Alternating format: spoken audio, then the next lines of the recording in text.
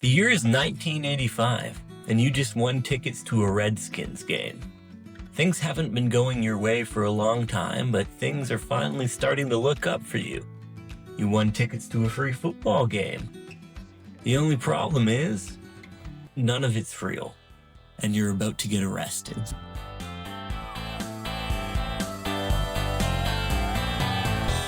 Hush, little baby, don't cry tonight.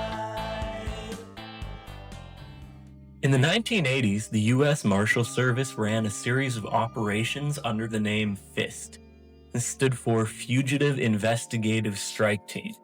Remember the name FIST as it's going to come back into play later on in the video. This strike team would catch fugitives by sending them special offers and fake lottery wins and concert tickets. They made over 3,000 arrests doing this, and strategy proved itself to be pretty successful. FIST carried on as usual until arriving in Washington, D.C., where they decided to make things a little bit more cinematic. What they decided to do next could literally be the plot of a movie. In November of 1985, police sent out invitations to the last known addresses of over 3,000 fugitives, claiming that they had won tickets to a Redskins vs. Bengals football game.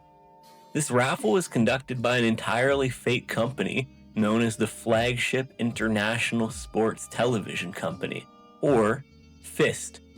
They used the same acronym as they used for their actual task force. This whole operation was full of inside jokes. Some of the invitation letters were even signed by people with fake names, such as Michael Detnaw, which is wanted spelled backwards, and Marcus Cran, which is narc spelled backwards. Good afternoon, Mr. Cran. They trained for weeks to get everything perfect and did 3 full dress rehearsals, and even brought in marshals from other states so that the fugitives wouldn't recognize any of the officers. They had all of their bases covered. If this was a baseball game, that would have been a good joke. Finally, everything was in place and they were ready to get the show on the road. December 15th, 1985, 166 undercover officers set up an entirely fake brunch outside of the football game. They posed as caterers, cheerleaders, and even mascots. There's an undercover cop in a chicken suit. These guys were not messing around. When the fugitives arrived, the undercovers checked their IDs to make sure that they were in fact the people that the police were looking for. The more dangerous of the bunch were given the label of double winner, so that the police knew to be more careful with them. Female officers dressed as cheerleaders gave them hugs on the way into the stadium to discreetly pat them down for weapons. Everything was very meticulously planned, and it was falling into place to be one of the largest group arrests of all time.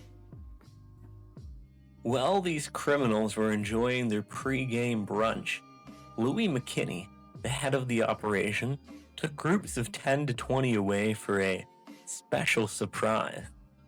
What was their surprise? Jail. They were taken away in groups and arrested. You might think that this whole operation sounds extravagant and unnecessarily expensive. You would actually be wrong about that. The whole operation only cost around $22,000, which is about $219 per arrest, which is actually a lot cheaper than most arrests are. In total, there were 101 people arrested that day. The operation was a major success, and FIST was disbanded the following year after arresting thousands of fugitives.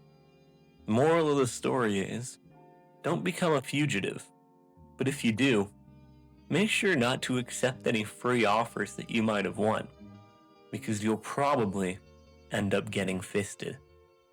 And with that, we conclude our exploration of what is probably the most elaborate sting operation of all time.